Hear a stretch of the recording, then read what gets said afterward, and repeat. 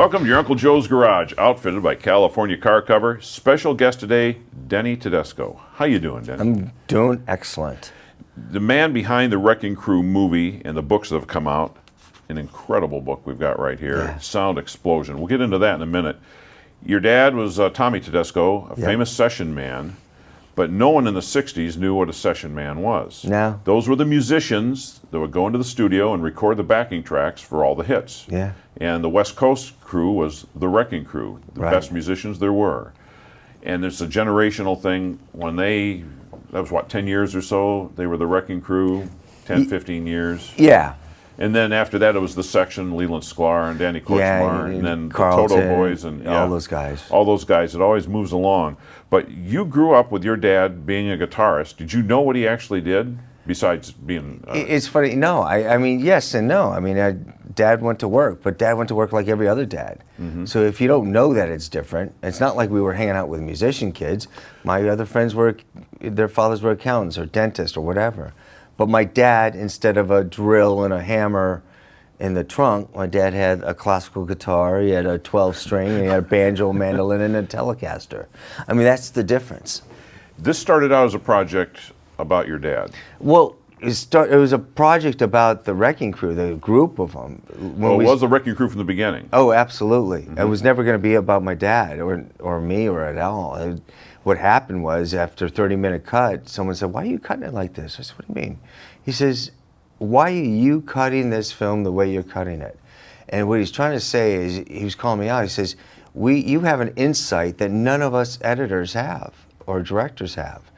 Why are you not going down that road? And I was like stunned, and I didn't want to go down that road because it was about my father. Then it became about my father and me or them, but it was the best thing that happened.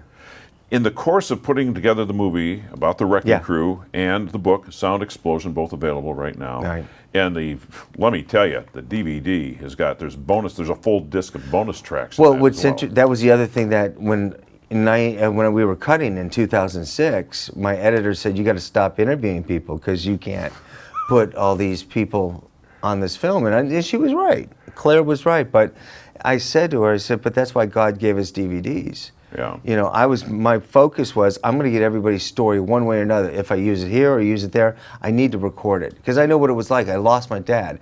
I didn't get everything I wanted out of him. Mm-hmm. So when I would go out to get these guys, Julius Wechter was sick at the time. There was a lot of people we didn't get. And I just wanted to record their history. And there's a lot of people you got who aren't with us anymore. Yeah. So you got Hal Blaine in various places talking about things, and Carol Kay, one of the most famous bass players. Right. And in the outtakes, or the bonus tracks, she's explaining how to play the bass. And I'd never heard that explanation before. Was it substance, response, substance, fill, back to substance, the way that you play the bass. And there was highlights. There's a lot of information that you got from people about playing, and you can just see they're happy to have someone to talk to. Yeah, and there's a joke chapter, one of my favorites. It's, every time I had someone that was willing, I said, "Give me a musician joke." So. And Hal Blaine is the king of those. Yeah. Yeah. I can't tell you how many of those I've stolen. Oh, God.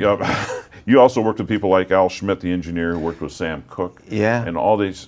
It was astounding that you got access to all these people, and then the things they had to say, and then. But the guys, people go, "How did you get Cher? How did you get Brian Wilson?" If you can get past a gatekeeper, that was it. Because those folks love those guys. They really did. Because those guys are, they're older than the artist in a sense. So they're a big brother to Cher.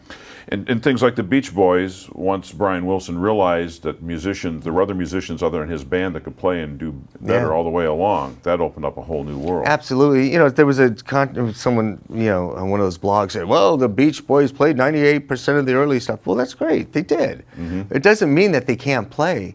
All it did is when Brian started using them, it was like, Brian had this oh my God, I could have this stuff. No one's going to give me any grief. Yeah. I'm not going to get abused by anybody. And I'm going to have these guys sit there forever, whenever, and they were able to, help. It was Strangers of the Night with Frank Sinatra. Yeah. Wasn't that like the first or second take with them? Yeah, absolutely. Frank did not mess around. So the guys would get set up, rehearse. Frank comes in. And Strangers of the Night is interesting. He didn't want to do that song. Jimmy Bowen was the producer, and Jimmy was Dean's producer. So Dean said to Frank, "Why don't you get the kid to produce something for you? Because he's doing well with me." So all right. So they picked the song. He doesn't like the song. He hates Stranger Night. When he's doing dooby dooby doo and all that, he's not even thinking about the lyrics. He's lost the lyrics at that point. So now Jimmy Bowen and the guys going, "Well, what do you think?" "Well, it's either going to be the greatest hit or the biggest bomb." So it was the biggest hit. Oh yeah. You've worked and you've opened the window to us and everybody on the Wrecking Crew, the people that made the music behind and the talent that was involved there. And you did a great job at it. Thank you. How many years did you work on this project? 19. 19 years. I say 19 years older and 30 pounds heavier now.